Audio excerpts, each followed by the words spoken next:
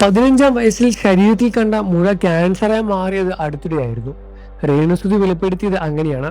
വിദേശത്ത് അസുഖം സ്ഥിരീകരിച്ചുവെങ്കിലും നാട്ടിലാണ് പിന്നീട് ചികിത്സകൾ തുടങ്ങാനുള്ള വിവരങ്ങളായിരുന്നു തുടക്കത്തിൽ പുറത്തു വന്നത്. റിയാക്ഷൻ വീഡിയോ ചെയ്യുന്ന യൂട്യൂബേഴ്സ് എല്ലാം ഇതിനെപ്പറിച്ച് പ്രതികരിച്ച് രംഗത്ത് വന്നിട്ടുണ്ടായിരുന്നു.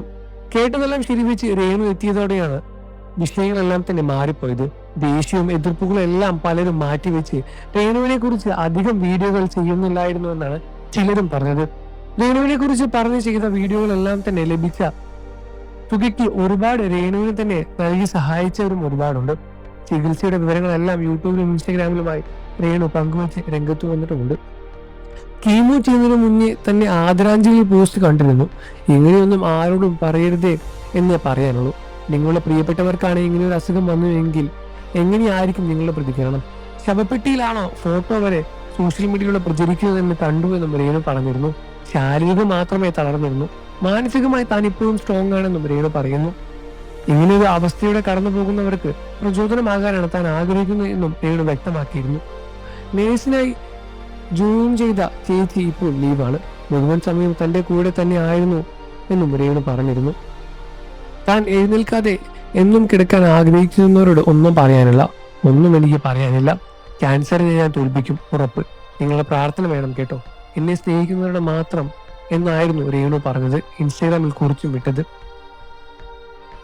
കഴിയുന്നത്ര സന്തോഷിക്കും മോളെ, ദൈവം കൂടെയുണ്ട്. നിന്റെ മനസ്സിന്റെ സന്തോഷമാണ് പ്രധാനം.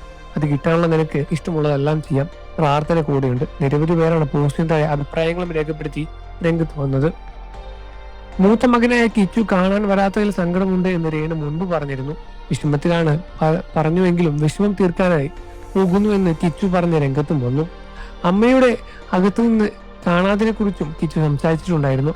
സബ്സ്ക്രിപ്ഷൻ തുടങ്ങിയതിനു ശേഷമാണ് പോസ്റ്റ് ചെയ്ത വിവാദങ്ങളെല്ലാം വീഡിയോകളുമായും കിച്ചുവിനും സങ്കടപ്പെടുത്തിയത്. അന്ന് അമ്മയോട് ഇത് ചെയ്യല്ലേ, ഹൃദയപ്പനെയും ബാധിക്കും എന്ന് പറഞ്ഞതാണ് കിച്ചു. എന്നിട്ട് സബ്സ്ക്രിപ്ഷൻ തുടങ്ങുന്നു എന്നായിരുന്നു കിച്ചു പറഞ്ഞത്.